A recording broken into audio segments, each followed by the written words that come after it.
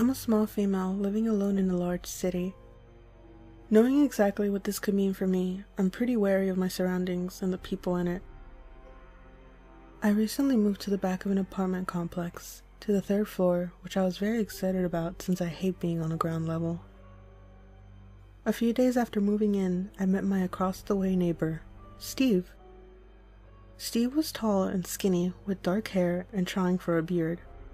He was nice, polite in our few passings, but we never had more than an exchange of a few hellos, until one Saturday night. My friend dropped me off at my place late that night, and I stumbled up the stairs, stupid drunk. I knew I was making a racket because Steve opened his door as I approached mine. I waved at him and smiled as I fumbled for my keys. I was facing my door, trying to remember which key it was, as they all looked the same, and I felt Steve come up behind me. He grabbed my hands with the keys and breathed, "Let me help," and immediately found the correct key and helped me put it into the keyhole. It could have been romantic, looking back, if this guy hadn't proceeded to stick his nose into my hair and take a deep, shaky breath. The red alarms immediately started going off in my head and cut through my drunken stupor. My breath was frozen in my throat, and I realized just how fucked I could possibly be. "Thanks," I mumbled before slipping through my door and locking it behind me. I stood there for a moment, going, "What the fuck?" when I heard a soft thump on the other side of the door. I slowly turned and looked through the peephole, but I couldn't see anything, only blackness, which didn't make any sense because there was a light outside which kept the staircase lit. I blinked and stepped back before checking again. This time, I saw Steve backing away from the peephole. My body felt like it was dunked in ice water. Steve went back into his apartment and I didn't hear anything else that night. For a few weeks after that, I would hear the same soft thump and find Steve trying to peer into my apartment from the peephole. I could hear his heavy breathing. Sometimes he would even paw at the door, but he never came out when I would come home after the first time. I never called the cops. I probably should have, but Steve was my neighbor, and I didn't want to stir up any animosity that I would have to deal with. Steve moved out 2 weeks ago.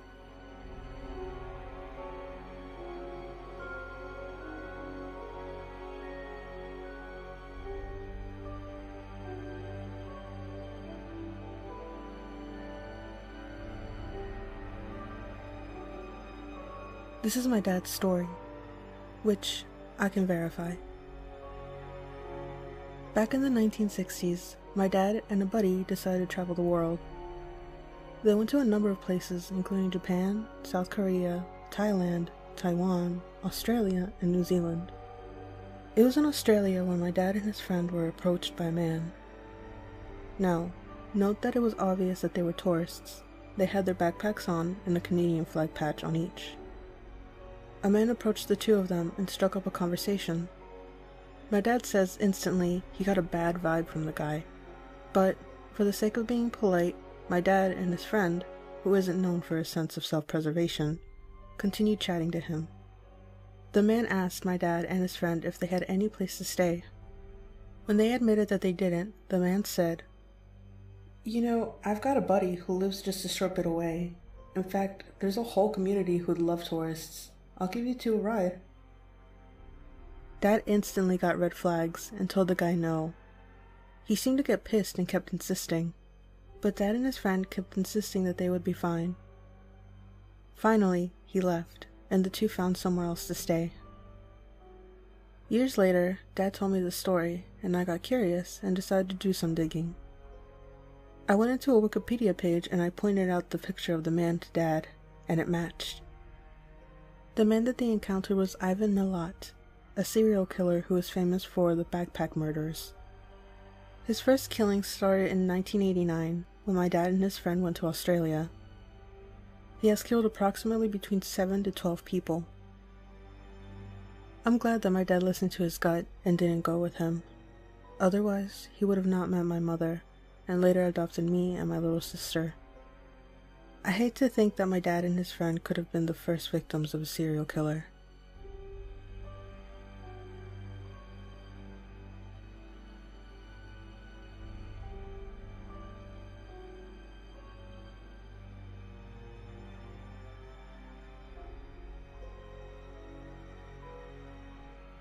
It all started on St. Patrick's Day, in a small town, when I met a lanky guy that seemed like fun company. The sun was setting, and he said he had some fireworks he could show off, and, having never seen fireworks up close, I agreed. Me, him, and a mutual friend walked to his house, and the fireworks were disappointing, but at least not dangerous. On the way back to town, we started flirting. Now, he was tall, very tall compared to me. I'd say definitely over 6 foot, and I'm about 5'3". I thought he was kinda cute, so I flirted back. He decided to say, "I almost want to make a move, but I don't want to scare you." I said, "Go ahead," and he grabbed me. He licked my neck and grabbed my crotch through my jeans. I was shocked. No one had seen this happen except the 3 of us in a dark alley at around 8 p.m. Somehow, I forgave him. I thought he was just, I don't know, bad at these things, that maybe he was drunk or tired or something. I remained friends with him. He was one of the only friends I had. It was now summer. I was bored. I went to his house, alone, without telling my parents, because they'd just be worried for no reason.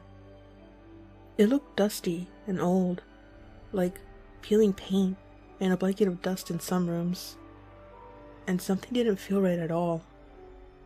I heard a dog, and it sounded big, but it was in the yard.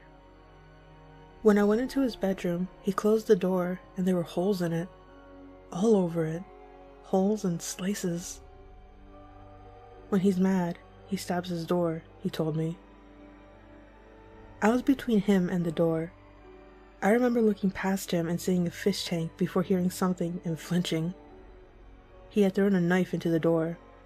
It was impaled into the wood next to me, and now he was laughing because I flinched. "I knew that would scare you," was what he said. I looked back at the fish tank.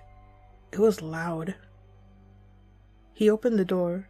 He told me something that still haunts me.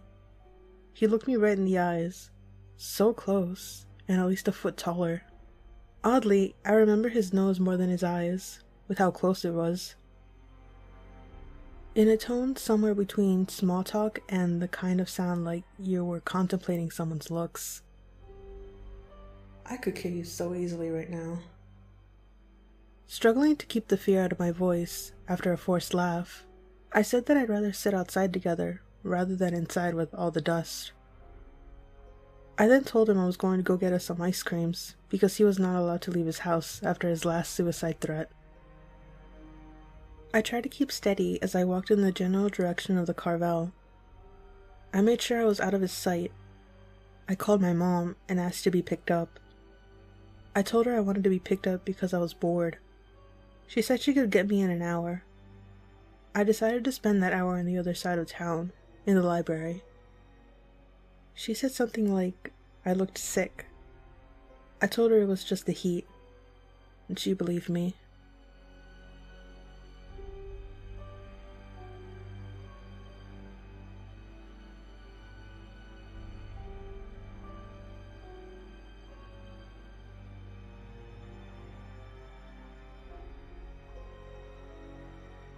I just found this sub, and I wanted to share my own experience. It happened when I was 13, and it's something I've never forgotten. We had just moved into a brand new house in a brand new housing development. A lot of the houses around us were either unfinished or had families that had just moved in. Behind our house was a lot of field, mostly for more future houses.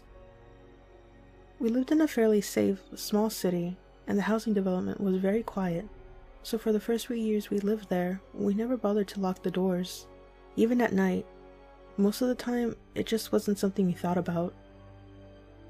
My parents had just put in hardwood floor, so the house was a pretty echoey single story. One night, as I was laying in bed trying to fall asleep, I thought I heard the back sliding glass door open. I was up late on the internet, but everyone else was asleep, so the house was quiet. I had my door slightly open so my cat could come and go, and so I knew that I was definitely hearing something. I froze, hoping it wasn't the door, but a moment later, I heard it slide shut. Then, I began to hear what sounded like heavy shoes walking across the hardwood floor. It was a very specific sound, and suddenly, I couldn't breathe. The footsteps were slow and quiet, like they were trying to make as little noise as possible, but because the floor was wood and our house had high ceilings, the steps echoed down the hallway to my room. Then I heard them stop. The sound of the hallway closet being opened, and then the door quietly clicking shut, like they turned the knob, pulled the door closed, and then released the knob once it was in place. It was silent after that. My heart was beating so fast, and I began crying. The only way to my parents' room was up the hallway. The door was only about 20 feet from where the hallway closet was. I was frozen, and I honestly thought I would pee in my pants. I was so scared. However, it was silent for long enough that I knew I had to get my dad. So I stood up and walked sock-footed to my door. I stood there for a long time breathing. It's not a long hallway, but I went as fast as I could. I got inside the room and tried to wake my dad up. "Dad! Dad!" I was frantically whispering. "Huh?" He was half asleep. "Dad!" "Huh? What?" "Dad, I think there's someone inside the house." "What?" "Get up. I think there's someone inside the house." "There's no one in here. Go back to sleep." "Yes, there is." I start crying. That gets him up. My mom also wakes up at this point as well, so they both get out of bed. My dad, sure there's no one in the house, doesn't even grab something as a weapon, but I follow behind him as he leaves the room. He goes into the living room, passes the closet, turns on all the lights in the house. I remember standing in the living room, knowing exactly where the person was, and not being able to say anything. He tells me, "Look, there's no one here." He doesn't check the closet though, and I don't tell him to. I'm so afraid that whoever is in there will jump out with a knife and kill my dad in front of me, and 13-year-old me keeps thinking I can't be the one responsible for my dad's death. So I say nothing, and I don't tell him to check the closet. I don't know why he didn't, because if I were a dad, I would have. He locks the front door and tells me to go back to bed. They wait until I'm back in my room before they close their own bedroom door and go back to sleep. Again, the house is silent, and I'm laying there afraid, because that person is still in here, in the one place he didn't look. Suddenly, I hear the closet door open, just as slowly and as quietly as before. Then, the footsteps again. I could hear them so clearly walking towards the kitchen where the back door is, and they stop. That's followed by the sound of the back door being slid open, and then quietly being pushed closed again. I hear the back door click into place, and then the house is silent. I'm laying there crying and breathing, but hearing them leave the house, I felt instant relief, though I was still shaking with fear. I give it a few minutes, hoping they wouldn't come back, and they don't. So after a bit, I sneak out there. My one and only thought is to lock the back door, which I managed to do. But the scariest part was that when I looked at the hall closet, the door wasn't closed anymore. It was cracked, because they hadn't bothered to close it after they left, though I know it was definitely closed when my dad was out there with me. I tried bringing it up to them years later, and they still didn't believe me. But that's not something you just hear.